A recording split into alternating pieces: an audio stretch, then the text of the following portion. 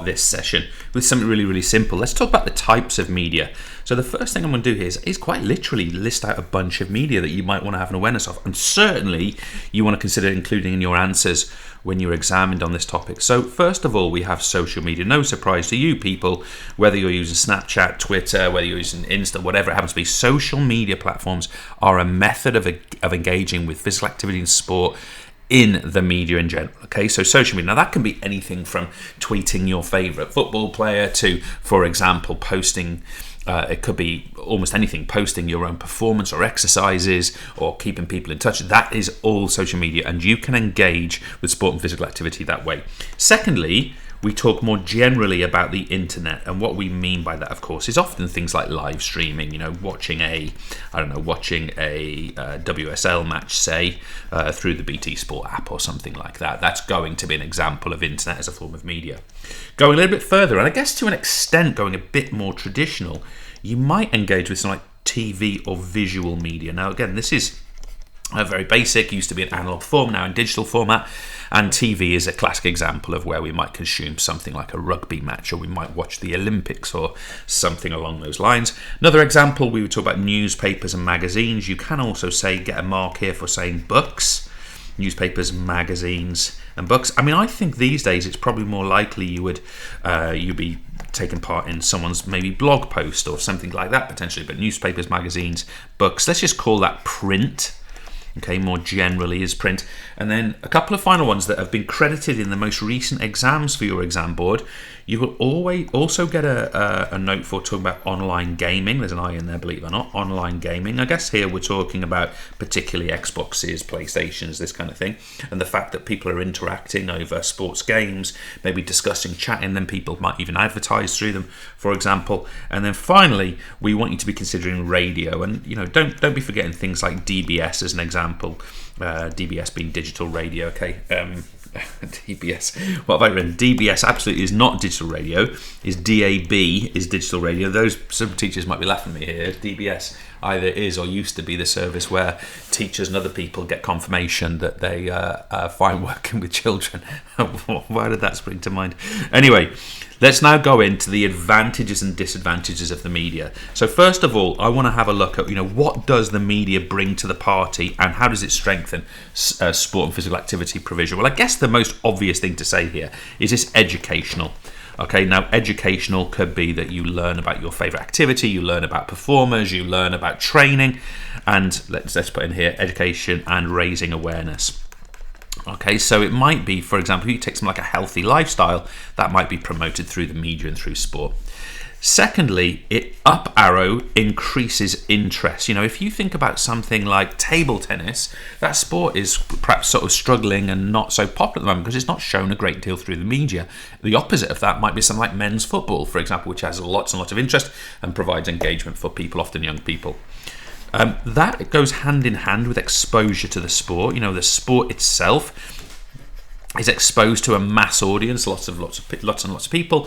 It'll encourage the sport to be able to grow and be popular in the future. We've also got the idea that it gives information, so the media provides information. Think about performance stats, think about all kinds of different forms of information that you get, gives information and guidance. Think about things like commentary as well, punditry. If you're watching a sporting contest, for example, it gives that kind of information guidance of what ultimately you're looking at. A big one, and really what is at the source of the commercial model around sport and the media, is entertainment. Sport is entertainment, very much part of the process, and it's got to be exciting. Think about what is and isn't shown through your TV, through your digital streaming, or is a broadcast on the radio, for example. It tends to be exciting, impactful type sporting events, and they can even involve things like scandals and storytelling. We might get info on new sports. Okay, so you might learn about a new sport. Here, I remember as a teenager being sort of obsessed with learning about sort of world sports as a young person. I used to watch shows on Channel 4 and all kinds of stuff about sort of world sport and learning about them. Trans world sport is the one that springs to mind in particular. It raises confidence. So the media can be the vehicle for raising confidence. And if a person, let's say a young person, let's say you, feels more confident of understanding about a sport, you might try it. Okay, so people might try it because they've seen it or heard it through the media. It also raises awareness of health and fitness. So I'm going to put H and F. Health and fitness is better understood because things are broadcast through the media. We've got encouragement of disability sport. Okay, so think about the Paralympic movement, for example. More awareness of disability sport. Okay, and therefore people who might experience disability or impairment might be more likely to take part in those activities. A couple of others, I haven't really left myself enough space, but I'll put around here. We get role models. Think about your favourite elite performer in your particular sport. You'll know the sort of examples. Olympians are a great example. Distance runners, looking at Farah or Steph Twell or whoever it happens to be. And finally, we can also highlight minority sports, and I think a great example of this is the ever increasing coverage of women's sports compared to men's sports. Now, of course, men's get way more coverage still, but women's is growing and growing and growing, increasing popularity and commercial value. Therefore, we should be aware of it. Now, this is all the positive picture, right? But there are, of course, negatives. So what are the negative impacts of the media? So negatives, why might we want to question the media and its involvement? We could argue, interesting word this one, it might hinder participation. So if people are viewing and spectating, could it be argued that they are participating less? Now, I would put a question mark on that. That's something that can be sort of debated, right? We become consumers, not participants. You might also instill fear. Okay, interesting point. What do we mean by instill fear? We're not trying to scare people. Instill fear in comparison. So you might watch elite performers. I'm not a very good swimmer, for example, and I might watch Adam Peaty and think, good God, I could never do that. I'll avoid swimming. And it's quite an extreme example, but could that be part of this? We also tend to get a narrow range of sports. Think about the popularity of cricket, football and rugby. Add into their golf, if you like, add into their tennis, if you like. These sports are particularly well covered in the media. People get wide exposure, people understand and value them. But other more minority sports, as we mentioned before, might actually experience sort of like a decline because they're not getting that media coverage.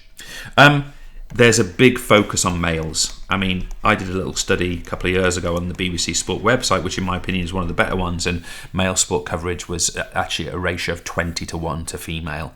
That's quite shocking, right? So it's a focus on males, and therefore we lead to this unrepresentative view of sport and sports participation, especially at the top end. We said it can improve the perspective for disability sport and the Paralympic movement, but in reality there is little disability focus. So it actually almost reinforces that, and that's something that the media could change, right? So that's a potential step forward. We can also, through the media, perhaps inadvertently, if it's live, it could display poor behaviour. Think about hearing bad language. Think about the occasions where violence emerges. Think about, for example, when people are outed for performance-enhancing drugs. These are negative role modelling examples. And also, if the media is not very accurate, it can provide false information. Now, we're obviously in the sort of false news era. We tend not to think about it in sport so much, but false information, the wrong guide. It could even be, if I put in here sort of the notion of clickbait. People will try and draw you into a website, say, to read their blog or their article or where they're advertising or where they're being paid for advertising, and they'll use clickbait to do that quite often. So that's something for us to look out for. There's the positives, there's the negatives, there's the type of media. Cheers.